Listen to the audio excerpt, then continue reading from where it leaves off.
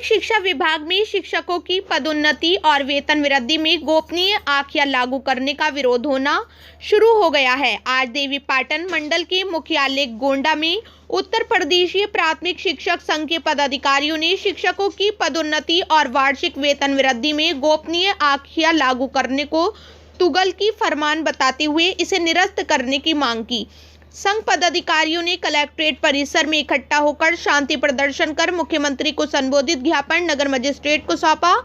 उत्तर प्रदेशीय प्राथमिक शिक्षक संघ के जिलाध्यक्ष विनय तिवारी व जिला मंत्री उमाशंकर सिंह ने इसे शिक्षकों के विरुद्ध गहरी साजिश करार दिया और कहा कि इससे शिक्षकों का शोषण बढ़ेगा। जिलाध्यक्ष विनय तिवारी ने गोपनीय प्रविष्ट को काले कानून की संख्या देते हुए कहा कि इसके वापसी तक आंदोलन जारी रहेगा। इसके अतिरिक्त शिक्षकों की अन्य समस्याओं के समाधान के लिए एक अन्य मांग पत्र भी मुख्यमंत्री जी को प्रेषित किया गया, जिसमें पुरानी पेंशन बहाली, 17,140 पदोन्नति आदेश जारी किए जाने, जिले के अंदर तबादला सहित विभिन्न समस्याओं का समाधान कराए जाने की मांग शामिल है। इस अवसर पर सैकड़ों पदाधिकारियों द्वारा खंड शिक्षा अधिकारी रुपई डी को हटाकर उनके कार्यकलापों की जांच की मांग भी की गई।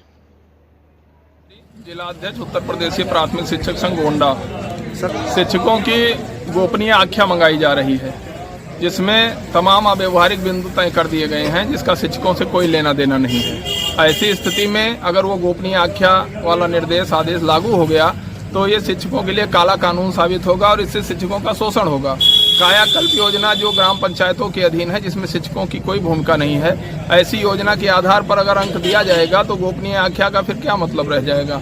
ऐसी स्थिति में पूरी गोपनीय आख्या में जो अन्य उपबंध भी निर्धारित किए गए हैं वे सब अव्यवहारिक हैं। ऐसी स्थिति में ये केवल शिक्षकों पर शंका जताने जैसा है और उनके विरुद्ध एक गहरी साजिश है। इसको वापस लिया जाना ही व्यवहारिक होगा। इसलिए गोपनीय आख्या निरस्त हो और इसकी वास्तविकता क्या है, इससे हम शिक्षक समुदाय संगठन के माध्यम से माननीय जिलाधिकारी महोदय के माध्यम से माननीय मुख्यमंत्री जी, माननीय बेसिक शिक्षा मंत्री जी को ज्ञापन प्रेषित किया है।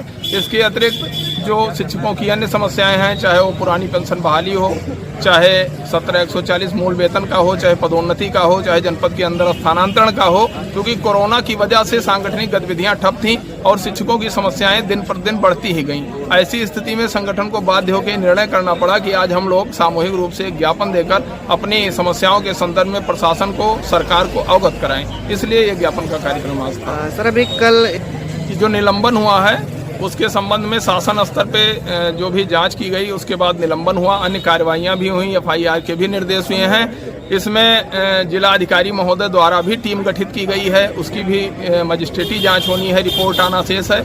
रिपोर्ट आने के पहले तो हम कुछ नहीं कह सकते, लेकिन जब रिपोर्ट आएगी उस पर प्रशासन कार्रवाई करेगा। लेकिन मेरा ये कहना है कि इस दायरे को जो अध्यापक यहाँ से रिलीव हो गए हैं उनका भी फीडबैक इस संबंध में प्राप्त किया जाए। बिना उनका फीडबैक प्राप्त किए ये जांच पूरी नहीं होगी। जब तक उनका फीडबैक नहीं आएगा तब तक इसके जांच के निष्कर्ष के बारे में नहीं पहुंचा जा सकता। जिले में अभी तमाम नए शिक्षकों की नियुक्ति हुई है, एक अध्यक्ष होने के नाते आप जो है क्या कुछ अपील करना चाहेंगे? नवनियुक्त शिक्षकों के बारे में हमने अपने सभी संगठन पदाधिकारियों को निर्देशित किया है कि वह सभी उन नवनियुक्त शिक्षकों का सहयोग करें और उनकी कोई भी समस्या जो है उसे पटल पर निस्तारण कराने का प्रयास करें और जो समस्याएं वहां स्थानीय स्तर पर निस्तारित न हो सके उसे संगठन के जनपदीय नेतृत्व के पास संदर्भित करें। हम लोग उच्च अधिकारियों से मिलकर उनकी समस्याओं का समाधान कराएंगे और उनको शैक्षिक माहौल, एक बेहतर शैक्षिक माहौल देंगे, जिससे वो गुणवत्तापूर्ण शिक्षा के साथ साथ और समाज को एक संदेश भी दे सकें।